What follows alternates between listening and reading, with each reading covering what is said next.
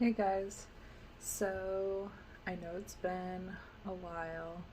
I've just been like super busy, and the whole first trimester was kind of crazy. It flew by, but I was really sick through a lot of it and really tired. So I didn't really have much energy or motivation to do much except for just survive. So, what you are going to see is our first ultrasound, and then the pictures from that, and then I'll insert more pictures. That's the only video of the ultrasound that we got, but we did continue going from 4 weeks to I think it was 7 weeks. We went every week just to make sure that there was a strong heartbeat, and that everything looked good on there. And then after that, then we switched to just once a month, and that's what I'm still doing now. But I am now in my second trimester. I'll be 22 weeks tomorrow.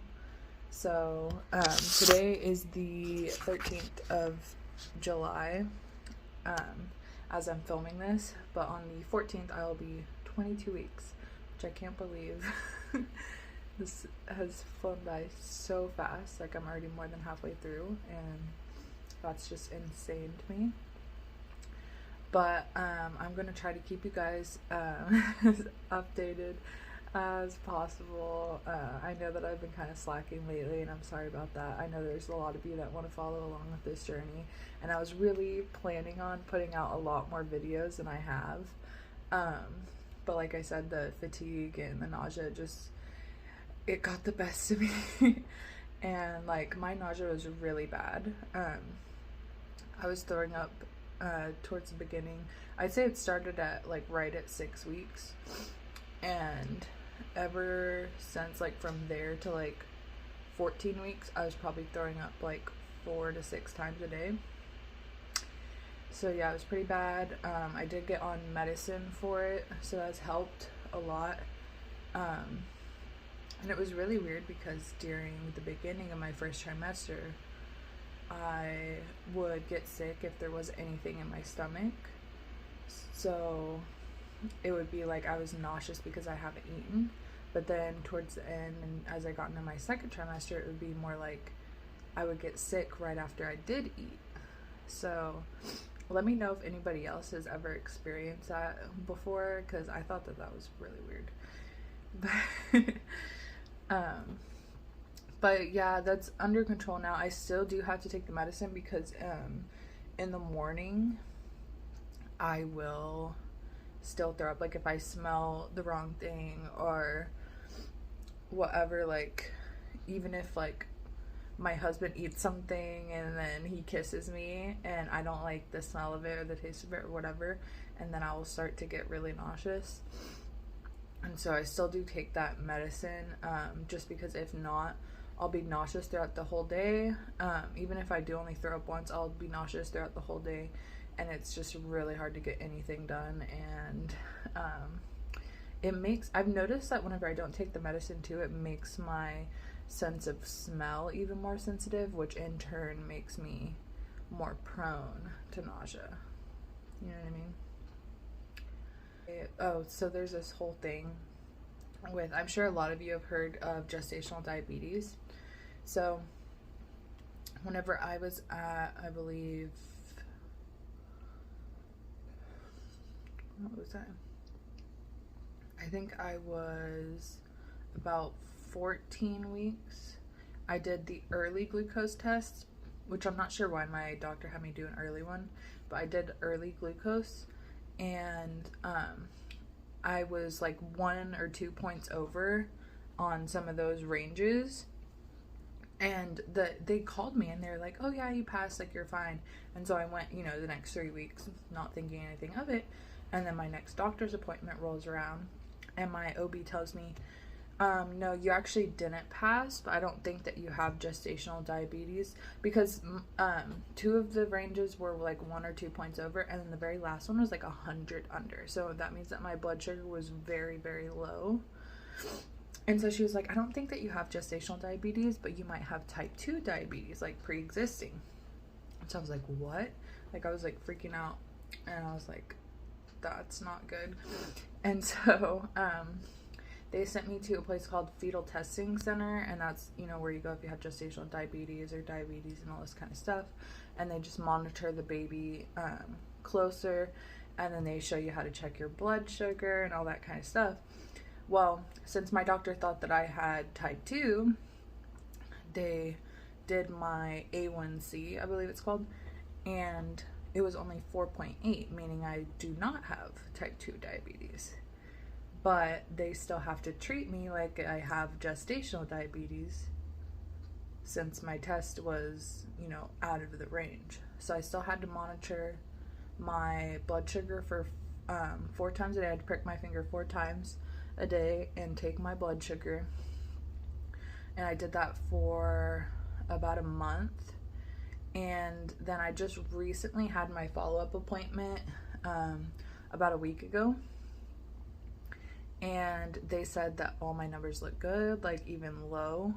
Like, I think they said your normal fasting range should be 70 and above, and most of mine were 70 and below.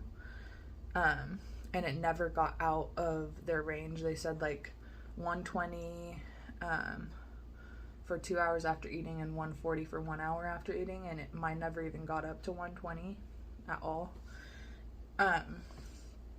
So they let me bump it down to only testing 2 times a day. Unfortunately, they will not let me stop testing just because, you know, they said obviously there's some sort of abnormality with my blood sugar if it did, you know, set off the test, but that at 28 weeks, so in 6 weeks, then they will do another glucose test and see whether I pass or fail that. Which, by the way, all of these blood sugar numbers are without me even cutting my carbs at all, because that's what the main thing is like, if you have gestational diabetes and you have to watch your carb intake, and you can only have like a certain amount of carbs, like 30 carbs for breakfast and that kind of thing. But all these numbers were still low even with me eating the same that I've always ate.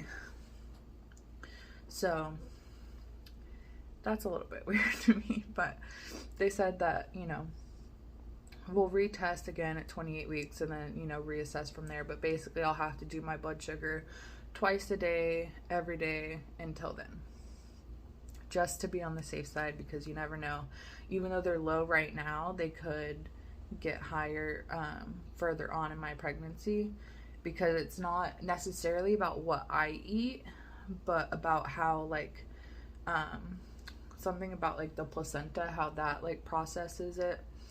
Now, I'm not a doctor. I don't know. I should probably give a disclaimer. I'm not a doctor. Like, I could be wrong about all this kind of stuff. This is just what I've been told. My understanding of it is that he said that, you know, it could get worse further on in my pregnancy, because it's like more like of how my baby processes it. So I don't know. But yeah, that's the gist of that. So I'm having to do that. And what else?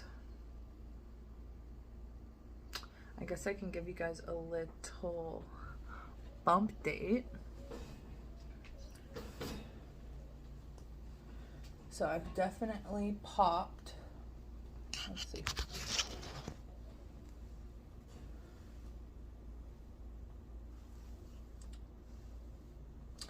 I've definitely popped. I've got a little bump going on. I literally feel like it got like so much bigger just overnight. And like, it was not that big. And I can't sleep on my stomach anymore. It's uncomfortable. So I have a big pregnancy pillow and I've been sleeping with that.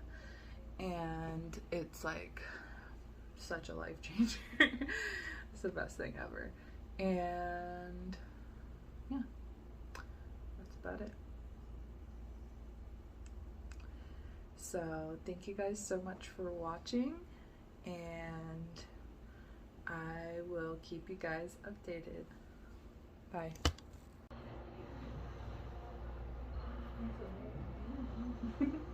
So that's just the gestational sac. Okay.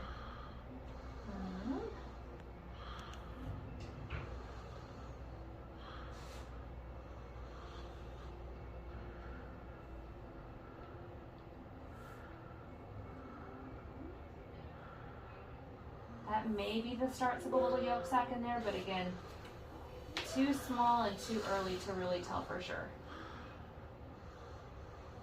Lots of pressure, I'm sorry.